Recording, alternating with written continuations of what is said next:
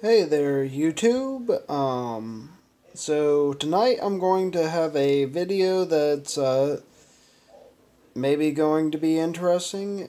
You may not find it interesting at all. But, anyways, I'm going to do a purple dead nettle pesto.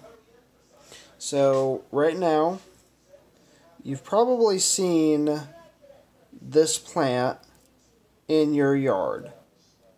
This is purple dead nettle.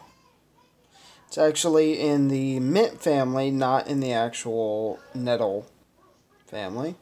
It's called dead nettle because those little spines there don't actually prick you. That's the best definition I can give. The next ingredient is going to be dandelion, of which I have multiple varieties. Some are the smooth leaf, and some are the kind of spiny, you don't want to step on them barefoot variety. And then instead of pine nuts, I'm using pecans, which my father-in-law shucked himself down in South Carolina.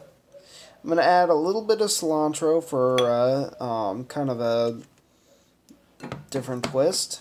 And then garlic paste instead of chopped garlic clove. Of course, traditional olive oil. So let's chop up all of our greens, including the purple dead nettle, the spiny dandelion, and the smooth leaf dandelion. Let's get all of that chopped up. Alrighty, so that's all of that chopped up. I do kind of a rough chop because the pesto that I like is more of a meatier, more substantial type. So that's that. By the way, I chopped all of this with my ulu, which I handmade. It's very thin, you'll notice.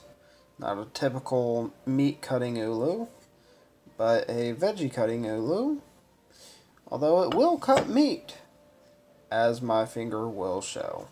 I've cut myself already, and honestly, if a veggie knife or a kitchen knife in general will not cut you, or has not cut you, you're probably cooking wrong. Anyhow, next is the pecans, also doing kind of a rough cut. Did that with the ulu. The reason this is so thin is this is actually a circular saw blade, which was cold rolled spring steel. Made it myself.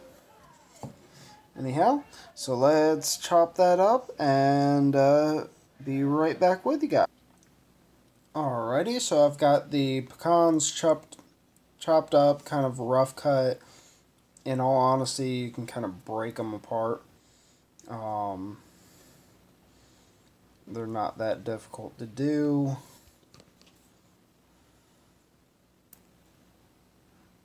As you can see, this is terrible. Anyways, so that's done. I have my mixing bowl, which I already dumped a few little pecan shells in. I'm going to go ahead and throw in my greens. You'll notice the purple flowers in there. That is the flower of the purple dead nettle, hence the name purple. There's also white dead nettle. Don't really see that around here. Anyhow, so gonna get all of that in there. And then the next step will be to add the olive oil.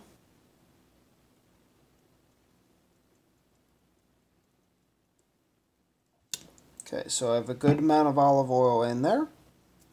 enough to definitely start mixing it. You'll notice I'm using a fork instead of a spoon. There's not really a reason for this. So, yeah, let's just go ahead and mention that.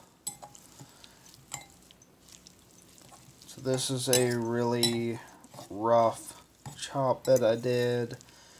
Most websites will say to use a food processor. I have a Ninja, not a food processor, so I decided not to use that.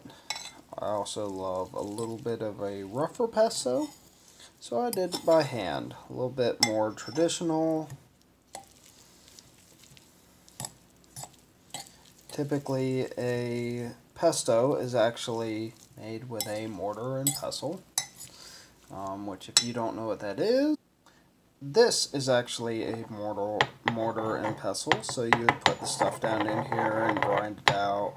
This is a small one, doesn't really do a lot, it's mostly for show. Anyhow, I just cut them myself with the Ulu. So now that I've mixed the greens together with the olive oil, I'm going to go ahead and add a squirt of the cilantro. Anyhow, that's the cilantro. It's more of a paste than the rough cut stuff. Mix that in there nice and good.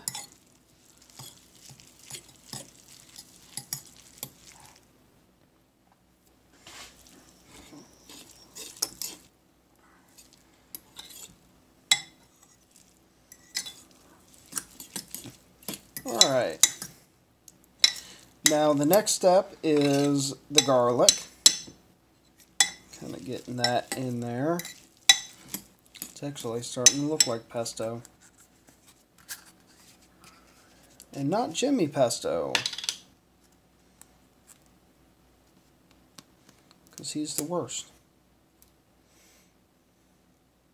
You can see getting that garlic paste in there, that'll give it a nice bite. Drop the lid.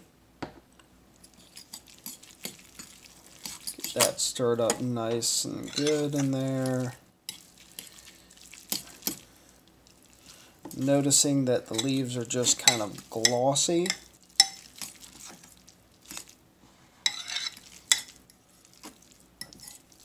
Thing about pesto is I've never actually made it before, but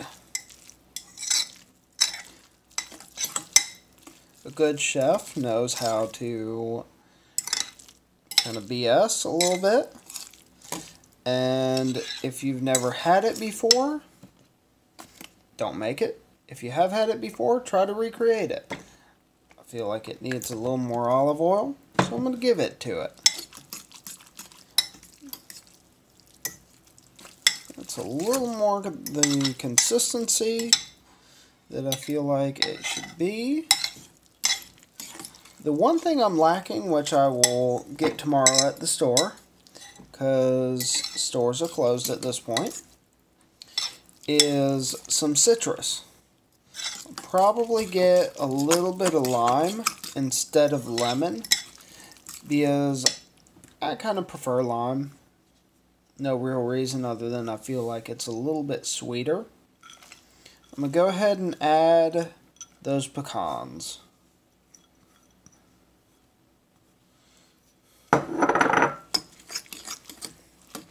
Mix those in there.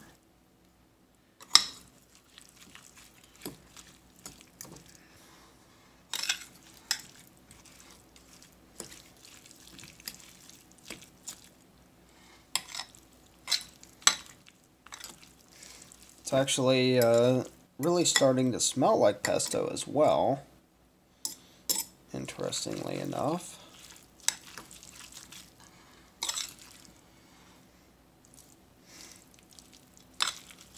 Because I've never made this, and I've only ever had store-bought pesto. I am growing basil myself.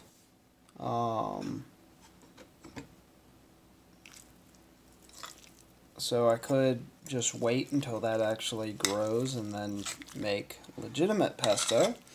But this is not what this video is about. This video is more about making something that is more scavenged, more survivalist. The fact that this is growing in my front yard, it's probably growing in your front yard. You can get it with very little resources.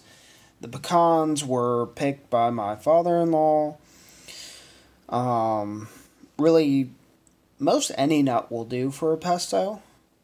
So you can see this really does kind of look like a pesto at this point. Just a few more ingredients and it should be ready. And one of those ingredients is salt. Really, you should include salt in anything you make. It brings out a lot of flavor. And it's also a great natural preservative. As well as vinegar is a great preservative. Acids are a great preservative like lemon juice or lime juice. Any kind of citrus. Vinegar is in itself an acid, so it makes an awesome preservative. So pretty much minus the citrus that I will get tomorrow, this is a fully prepared pesto, ready to be used. And the biggest thing is getting it jarred at this point and adding the citrus at a later time. Alright, so I've got this jarred up. You can see it looks very much like a pesto. One thing is, anytime you have something completely submerged in oil, it will be preserved better. So I'm going to go ahead and add a little bit more olive oil. You can see that's soaking it right up.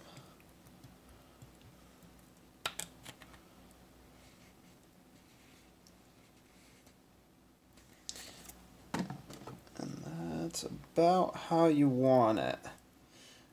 Where, you know, you can see it soaked it up, but now it's pretty much full to the top. You can see that oil's floating a little bit.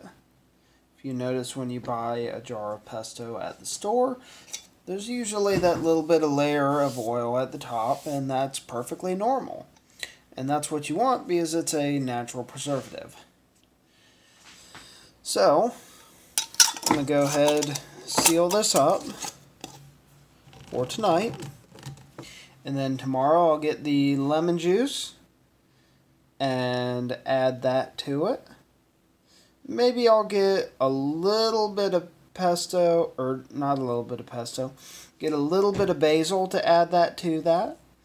And should make a perfect pesto out of dead nettle, which you can find in your yard. And you should be able to make this yourself. If you can't, then my video was worthless and you can trash me in the comments.